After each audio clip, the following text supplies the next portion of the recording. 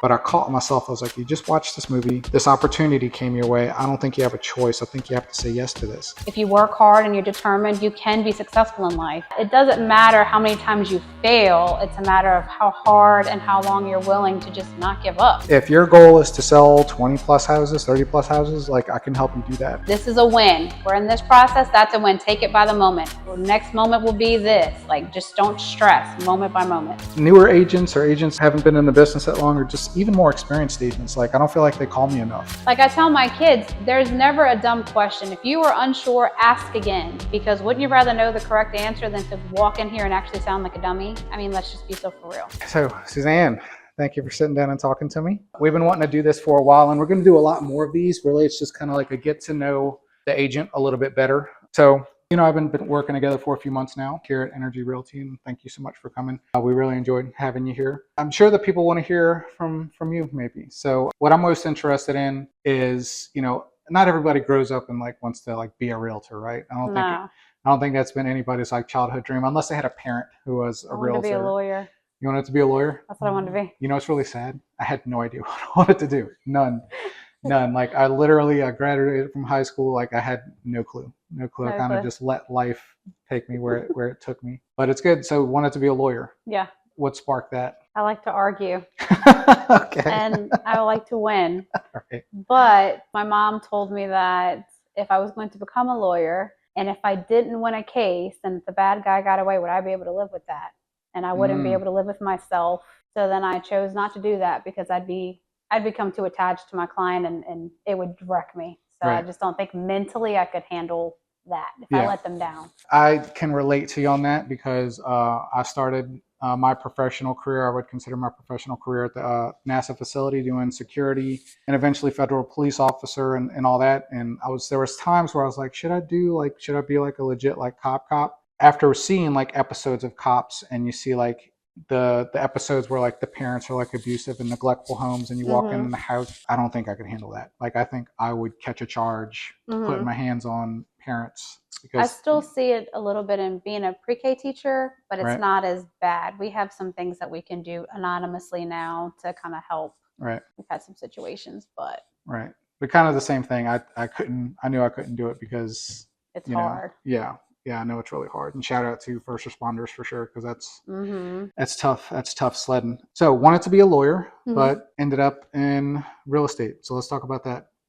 What led you? And I'll tell you why I got into real estate. But first, I'd like to hear like what inspired you to get into real estate. Honestly, I became a single mom and knew that I liked helping people after building 2 homes of my own. I mean, through a builder. And what it took to get through that, I realized I'd like to help somebody that's been in my position. I also had realtors on my team as a buyer that went through great lengths to make sure I didn't lose the home that I'm in now. Like they went to bat for me, they went and spoke for me. And I'm like, oh my gosh, if I could do this for somebody else and make a difference, then, why not? Right. Because life happens and sometimes we need help. And sometimes you think you can't even buy a home. Like the first home I bought, I went there working part-time, didn't even think I could buy a house, and then spoke to someone, and lo and behold, I was able to purchase a house at 22 years old. Right. I had no clue. And then built and bought my first house at 22 years old. Right. So I think just being able to help people and, being an underdog and then being able to help somebody else is what it really all comes down to. Just being different. It's not about the money. Right. It is about actually helping people. Yeah. So I think that's what it mostly is for me. I know it's weird because I've been in the business for 12 years. I've seen a lot of agents that you could tell it's 100% like about the money. Mm-hmm. I call them salespeople and not like real estate consultation, like professionals. I know a lot of great salespeople in the industry, but there's very few like real estate not very few, but it's, the real estate consultants, like the professional consultants that are not worried about what they're going to make and they're more worried about the client and delivering for them are the ones that I tend to, to gravitate towards and really appreciate. Because, I'm sure you know this as well as I do, but taking care of the client and the people first, the money takes care of itself. For sure. I know it's not a charity and we can't, it's not UNICEF. We can't do this for free. We for sure have to like make ends meet, but putting the people and clients and relationships first is how you really get longevity in this business. Mm-hmm. And not just selling them a home because you need to make a sale. I mean, the last sale I did was similar to that. Like she almost quit twice. She took a break once and then was about to take another break. And then finally decided, okay, let's go look at one more, and that wound up being the one. But I mean, I didn't push her, because at the end of the day, she's got to be satisfied with what she's buying for 30 years, not me. Right. So if that's what she needed to do, then that's what she needed to do. Right. And we still wind up making a deal and her getting her dream home. Right. So that's amazing. Amazing. So I'll tell you how I haphazardly got into real estate or in sales in general. The NASA facility I was talking about. I was making for security or law enforcement. It's towards the end I got the law enforcement certification, but I knew no matter how hard I worked, like I could have been the best lieutenant, worst lieutenant, did not matter. Everybody was getting the same amount of money. Every 2 weeks I could tell you to the penny what my paycheck was going to look like. Yeah. And it drove me nuts because my wife has always stayed at the house and taking care of the kids and just barely not enough. And I watched a documentary on Netflix called The Secret. It's about the power of manifestation and just speaking really at its core, it's about envisioning a better life for yourself and acting on that vision. So I started thinking I would be in headquarters, and it's really cold in headquarters because there's a bunch of servers running all the security systems and thousands of cameras at the NASA facility. So it has to be super cold in there. But I have a bulletproof vest on underneath, so I'm sweating under here. Cold up here is like the weirdest feeling I could possibly describe to you. And I started doing that. I started envisioning myself in like dress clothes and a suit. And 2 weeks after I watched this movie and had these thoughts, I had somebody reach out to me and said, "Hey, are you interested in making extra money selling products?" And what's interesting is the old Speedy would have been like, "No, absolutely not. I'm not doing that." But I caught myself. I was like, "You just watched this movie. This opportunity came your way. I don't think you have a choice. I think you have to say yes to this." Yeah. It turned out to be Amway. I didn't know anything about it, but I found a few products that I liked. And the next thing you know, everybody, all my officers and headquarters, the dispatchers, everybody's on monthly subscriptions, my family members. I hit all these new agent milestone bonuses, and I'm up on stage at a conference center or a convention center in New Orleans talking to 100 people that were in this business too about how I did it. And in that moment, I was like, holy crap, like I had no idea I was good at sales. Yeah. And it's less about sales in this industry and more about, needs-based consultative approach. But that's what gave me the bravery to step away from NASA and get into self-employed sales. Yeah. So I did like 3 or 4 years doing health and life insurance. The Affordable Care Act came and slashed our commissions. And I was like, where can I take everything I've learned so far into an industry that for the most part, people are happy with what they purchase? Because at the end, with the Affordable Care Act, a lot of people were irritated because the government was forcing you to get it. At the time, you were going to get fined by the IRS if you didn't have it. So it was like people, it wasn't, you know what I mean? The appointments were weird. Yeah. So that's how I got into real estate. And from NASA to watching a documentary about envisioning a better life for yourself, realized I was good at helping people through needs-based consultative approach, and real estate was a natural fit for that. So yes, before we turn the camera on, how I got into real estate, and that's how I got in. Well, that's pretty neat. Yeah. I have a vision board above my bathtub. Do you? And so far, everything has come to fruition. So now I need to make a new one. Right. Absolutely. Yep. Got to refresh that thing. Because it's definitely a mindset, and it's definitely, what you put into it. Like you said, manifestation. Right. I mean, God, obviously, but God first and foremost. But really, like, it's less about the manifesting part for me and more about, like I said, envisioning a better life for yourself and taking action towards that. You have to see it and then make the correct moves to make it happen. Because God's only going to take you so far, and then you have to do the rest of the work. Ain't that the truth, Lord? Like, yeah, that's the last thing God wants is you pray for something and sit on your hands. A lot of people think, well, I'm going to pray for this, and then they'll say, I just want God to just put it in my lap. Well, it's not going to work like that. You got to pray about it, and then you have to make moves and work hard, and then those things start to come into fruition. Right. Yep. Absolutely. And patience. It's not my virtue, but Lord, has He tried my patience, and I've gotten a little bit over the years. Right. But it's definitely not my virtue. Right. So you've been with us for a few months now, and obviously this is going to be a little shout out for the company, but it seems like you've really, I wouldn't say like taken off necessarily, but definitely like your production has ramped up since you've been with us. So before coming here, I had one lease. And then after moving here, I had my listing, which had sold. And then I've sold 3 more since. Right. So a total of 4. And I have another one under contract right now. And I'm working 2. Right. So definitely a lot more business. But I don't think it's anything specifically that I did or that you did. I think it's just, like you said, the mindset and the support that I have, and me being more enthused and excited, because before I was just kind of depressed and down in the dumps thinking, oh my gosh, I'm not good at this. I'm going to let my license lapse. And then coming here, feeling like there's light at the end of the tunnel kind of amped me up and then got my mood better. And therefore things started to happen. I know. I know that for certain because I've talked to a lot of agents, right? I've been recruiting agents now for probably 5 or 6 years out of my 12 years in the business. And I've seen it play out firsthand. And I know we talked about this before, but for the cameras, we're going to talk about it. Whether it's on a subconscious or a conscious level, if you're not happy where you are, and by happy, I mean like not just content, but if there's something wrong, if if there's an environment or whatever, fill in the blank. There's so many different reasons as to why you might not feel like you're at the place you're supposed to be long term. But that will negatively impact how you operate and everything. Like, most definitely. Yeah. And so you're not the first agent I've seen come over and like all of a sudden it's like, oh, business just picked up. It's like, no, it's like, I'd love to claim, I've helped train a lot of top producers over the years. Mm-hmm. And I would love to say that I'm the one that did that. But there's only so much I can do. The agent is the one that has to put in the work and do the stuff. Right. But your company does inspire that on the agent. So you are a part of the reason for our successes, because feeling comfortable and feeling like you're supported and feeling like you actually can do this business and you're not just out here to make someone else rich motivates you. Right. And so, yeah, I do thank my success for ENRG, because I was sitting at home down in the dumps, just wallowing in my own pity going, oh God, this isn't cut out for me. And then God willing, I saw Tori on TikTok. I didn't even know she was local. That is a true story. I saw her video. It's like, do you feel stagnant? Are you unhappy? And I'm like, yeah. And I hearted it and I moved on. Did not understand or know she was even in Louisiana. Didn't pay attention to hashtags and just swiped. Right. And the next thing I know, the next day I had messages on Facebook, messages on TikTok that I missed. I'm like, why does she look so familiar? And I go back. It's the freaking video that I saw. Lo and behold, she lives in Pumpkin Center, 15 minutes from me. And I'm like, yeah, that's God. I was like, yeah, I'll meet you for dinner for sure. And then boom, right. Just like that. It was, the last sign, like, look, God's like, you can, a crossroads, either you make a change and take a risk to see what happens, or you stay where you're at and just let your career go to crap. And I'm glad I changed. It was scary, but now look, right. It was definitely worth the leap of faith.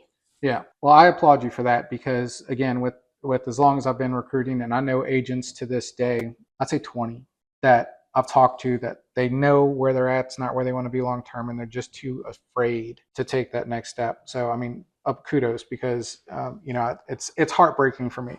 The most heartbreaking part about my job, literally as a recruiting broker, is not the agents that tell me no that are 100% happy. It's the ones that want to change but are just too afraid to. So. Yeah, I'm a pretty once my mind's made up kind of gal. It's done.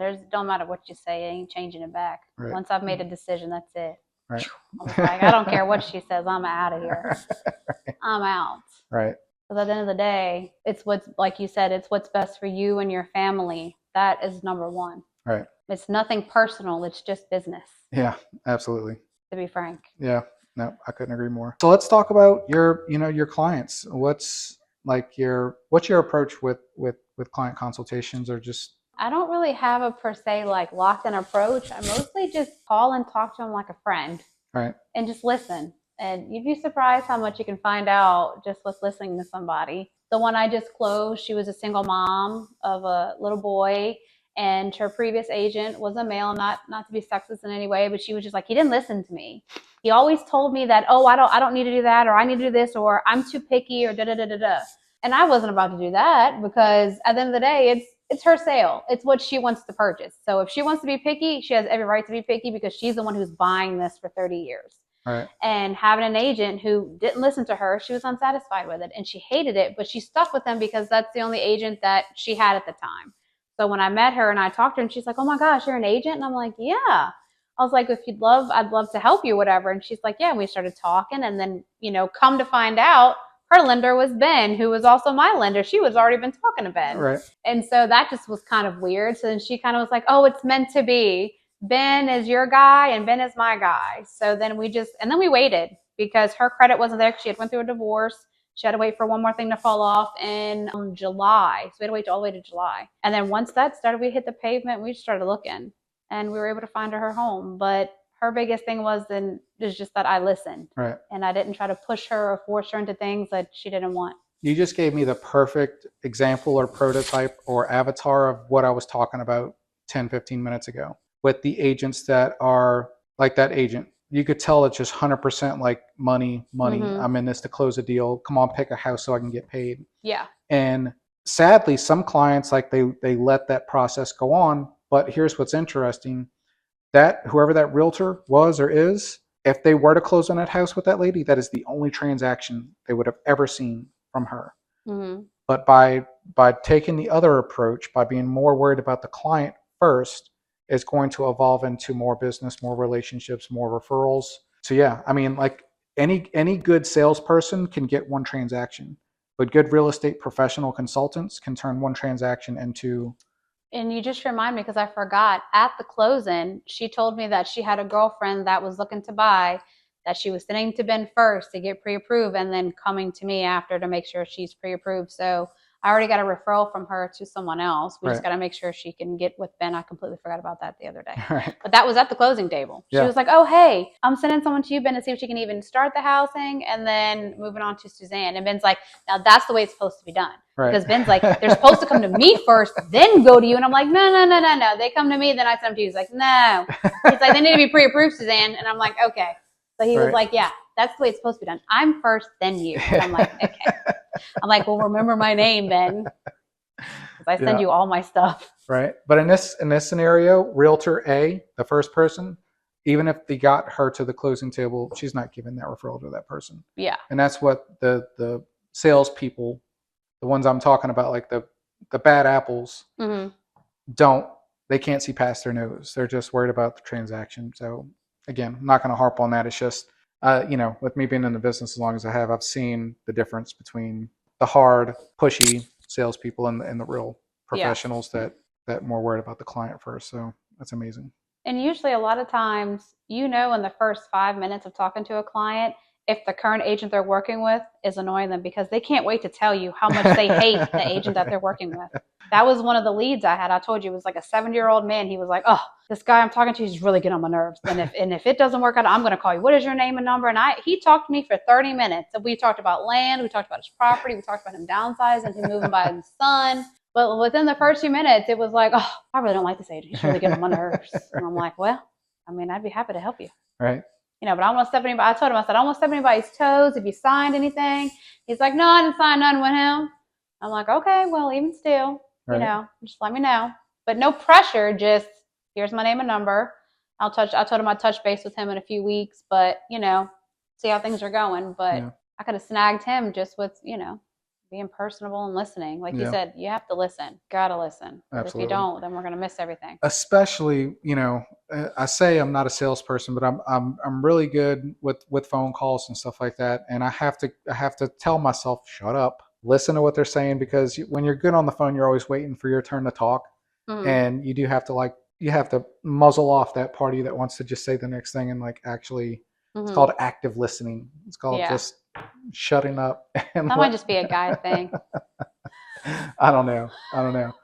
But what's the goals? I guess less goals and plans. But what I'm interested in is with me being in the business as long as I have, you're coming up on a couple of years now. Obviously, this career is very stressful, difficult, but very rewarding when you help people achieve their goals, and you like that story you just told me about helping that person. So we all have to have an anchor. I call it, your why, like your real why, but I call it the anchor because you need something to remember why you're doing this. Because I'll be straightforward with you. I've thought about quitting real estate over 100 times. Yeah. And a lot of frustrated agents that I talk to that I train and manage, they all go through seasons of oh man, I'm not sure if this is for me. Maybe I need to go. It's hard. Yeah. But I guess what I'm asking is, for you, what is the anchor? What is your purpose for wanting to do this? And what's the anchor that pulls you through those tough moments? I mean, I want to say my family, but it's also just because I really do want to help people, because I've been in tough seasons in my own life. And if I wouldn't have had the help that I got, I wouldn't have been able to make it on my own. As much as I'd like to say and take all the credit, I did it all by myself. I didn't. There were factors and people that helped me get to the finish line. Right. And if I can be that person, that one deciding factor that might help someone to make it to the finish line when they were told no, then that's my why. Right. I want to be able to make a difference for someone who's, this is it, like, I mean, that. And also for my family, like, I want my kids to see how hard I work, and that if you work hard and you're determined, you can be successful in life, even if you get told no, and even if you've been knocked down. I don't know if you want to keep this on the record or not, or if it makes me look stupid, but you want to know how many times I took the real estate exam? I took it 7 times. Wow. Only because I am a terrible test taker, and I overthink questions, and I answer them wrong because I think out of the box, and I think, but what if they're asking it this way? But maybe if they're asking it this way, and if they're asking it this way, the answer is this. And that's what happens, and that's how I answer. Right. So I failed that test by 2 and 3 points almost every single time. And I wasn't going to take it again until Tawanda's like, come on, Suzanne, just take it one more time. Tawanda. And I went and took it one more time, and I passed it. Right. But I took it 7 times. Okay. All right. So based off of that, it doesn't matter how many times you fail. It's a matter of how hard and how long you're willing to just not give up. Because if you keep pushing, you're going to get it. Right. That's with anything in life. Yeah. Life is freaking hard, man. Yeah. And you can't just give up. I mean, right. God, if I would have gave up, I would have been toe tagged at 26, long time ago. Yeah, I know. That's an interesting story too. That's probably for a different interview. Different interview. But it's just, but everybody has challenges in life. We all go through stuff. No one can walk in anybody else's shoes. But at the same time, we can all agree that we've all seen at some time in our life when we work our butts off. Have to bleep that out. When we work our butts off, I'm leaving it in. And don't give up, you accomplish things. Yeah. It may not be when you want it to be. Like, I wanted to be successful right when I became a real estate agent back in 2022, but life happened and I wasn't, and that's okay. But now here I am, and I've switched companies, and I'm more successful than I ever been, and I finally feel good in this career, which I've never felt good, honestly. I mean, the few times I help people along the way, but as a whole, as the career, I didn't really feel good. Right. With the people surrounding me in the business. Now I honestly feel good. Like, I go to bed, I sleep like a baby at night. I don't feel like anybody's trying to be better than me, or I have to hurry up and get this sale, or, oh my gosh, Monday's coming, I got to say what I'm not doing in the group chat. I don't have to worry about any of that, because I know everybody's working towards a goal, and everybody has their own goals, and that's okay. And we're all successful. Right. And that helps me feel better, knowing that I'm supported no matter what I do. Yeah. And supporting others. Yeah, that's the approach I take, because everybody, I struggle with that too, because I feel like I should be further along, and I look at other people, we're all guilty of like using the comparison game. But one time I was walking, I'd take my morning walks, and I was just in deep thought about it, and I heard this. I didn't hear like a voice, like a schizophrenic person heard a voice, but something just came across, and it just said, run your race. Like, everybody's on different paths, and everybody has different goals. Mm-hmm. If your goal is to sell 20 plus houses, 30 plus houses, like, I can help you do that. If your goal is to just sell 10 or what, like, I don't have an expectation of what I think you should be doing. Yeah. I'm here to help you do whatever it is that you want to do. So I've heard of environments like that where you feel like you're competing with everybody in the office. Mm-hmm. And it's going to be cheesy, but they have a saying, like, cliche terms are cliche because they're true. Mm-hmm. You're just worried about, like, you just have to improve. Like, just be better than you were yesterday. Yeah. And focus, that's it. That's your only competition, is staring you in the eye every morning. It's the person you brush your teeth with. Mm-hmm. It's the person you look at when you're combing your hair. I don't have any. But when you're brushing yours, that person you're looking at, that's the only person that matters. That's the only person that you should be worried about competing against. Mm-hmm. So I don't want to, like, I remember when I started in real estate, the first question was, well, what are you trying to accomplish? Or no, what is your goal for this year?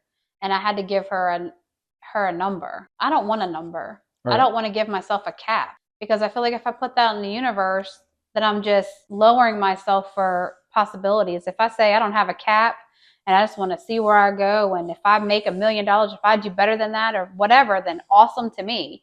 But I feel like if I say, well, I just want to do at least 5, I feel like I'm just going to subconsciously only do 5.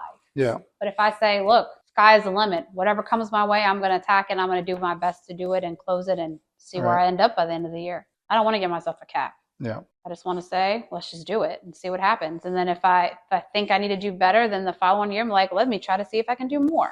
Right. but without a cap, just motivating yourself. Like, I feel like if you do that, you hinder yourself saying, well, I just need to do this much or that or whatever. Yeah. I think if you just go in it open eyes and like, look, I'm gonna just do the best that I can, and whatever I come out of it is good. And then if you want more, then just try to aim for more.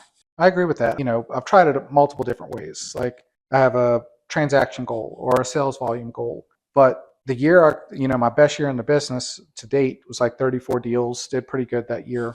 I know there's rock star agents that have done more than 34, but for me that was a lot. That's a lot. Yeah, it was 10 under contract at the same time at once. Like That's wild. I was running and gunning. But before that, I didn't have it wasn't a goal that I had. I was just going. Yeah. I was just on it and grinding. And, it's like having a goal is fine. And it's always nice to have something to shoot for. But I've learned now that I think it's more interesting to look at it as like a work to goal. Mm-hmm.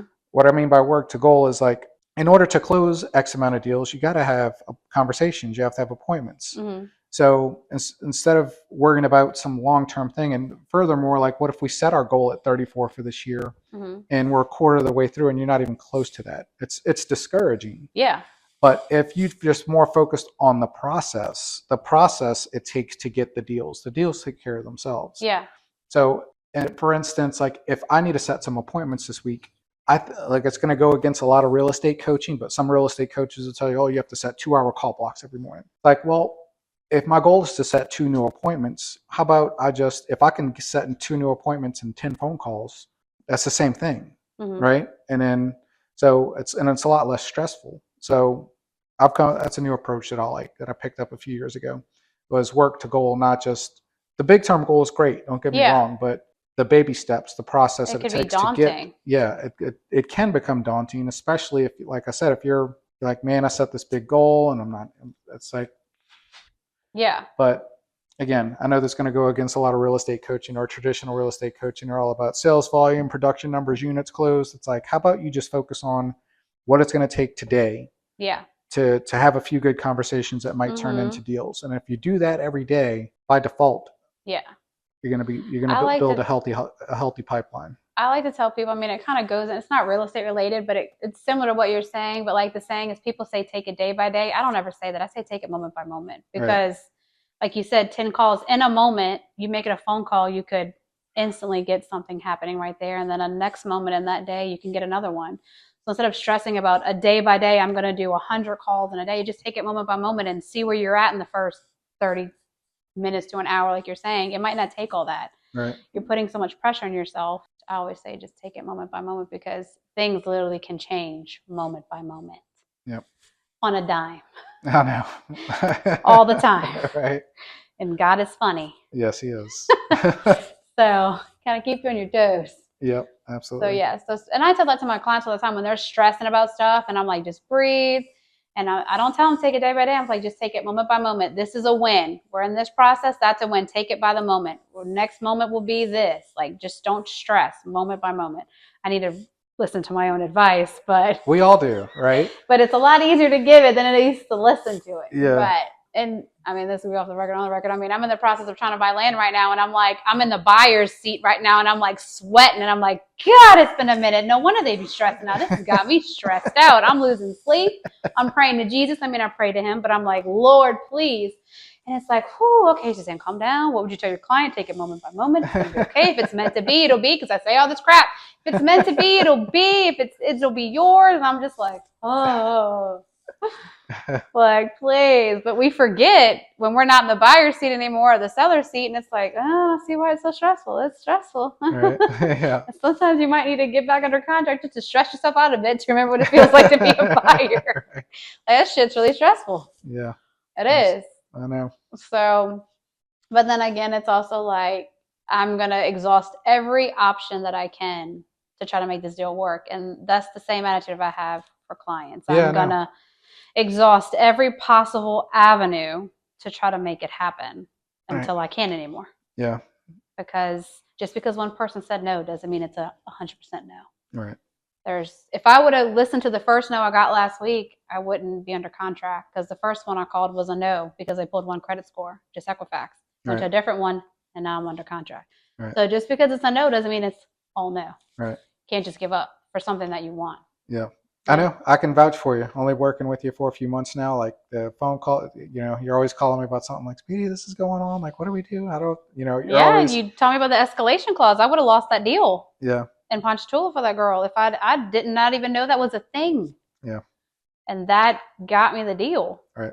Having that in my back pocket because of you. I didn't know. Right. But now I know. Told Tawanda about it. I'm like, look, did you know you could do this? Like, did you know in a bidding war? This is cool. Right. Like, that's really good to have. It's a good card to play. Yeah. For sure. Absolutely. Gotta be creative in real estate. You really do. Yeah, absolutely. And proactive. Like, that's what I like about you is like, you're proactively like, hey, Walter, this is what I'm dealing with. Like, what do I do?